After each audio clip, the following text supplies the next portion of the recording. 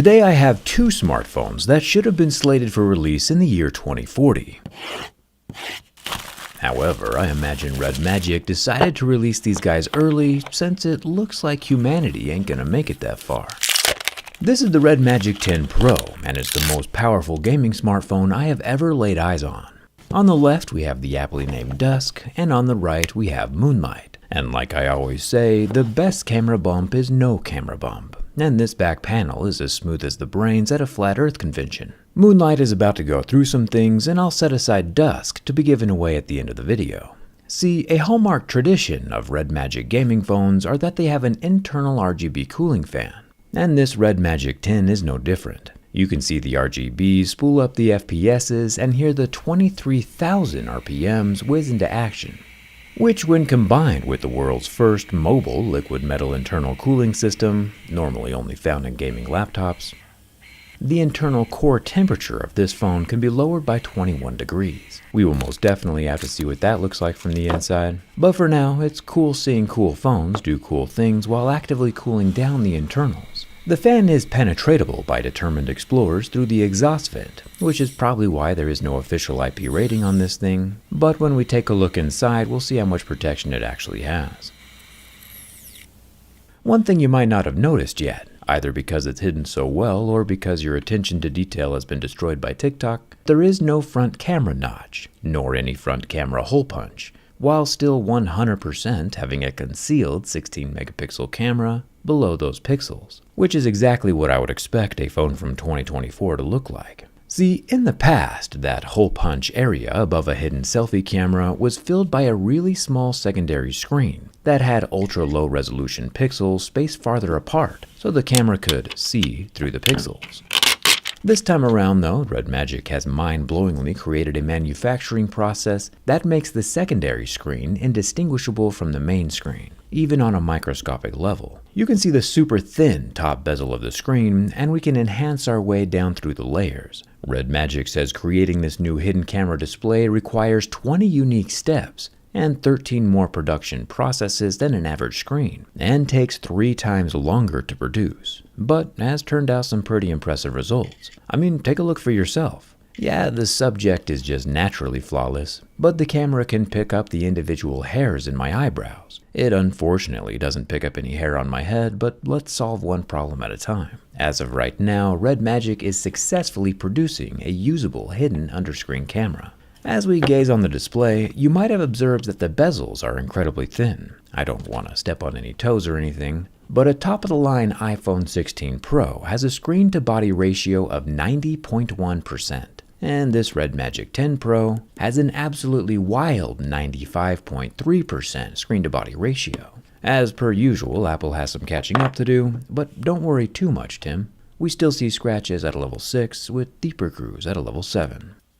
There is a razor-thin earpiece slit up near the top edge of the frame. The bezels are so tiny that the earpiece slit almost doesn't fit, which is actually a really cool problem to have.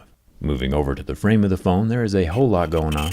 The body is aluminum, and here on the right side, or the top side when held horizontally, are the dual shoulder triggers. These guys can sense finger touches at 520 times per second. No more blaming hardware when you lose.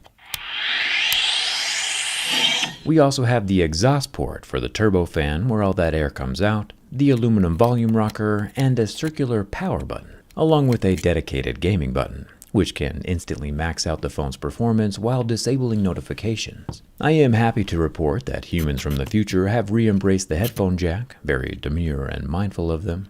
The remaining long side of the phone has a whole lot more aluminum, and the intake port where the turbofan sucks in air. The bottom of the redmagic 10 Pro has, and this is true, a 100-watt USB-C charging port that feeds a whopping 7,050 mAh internal battery.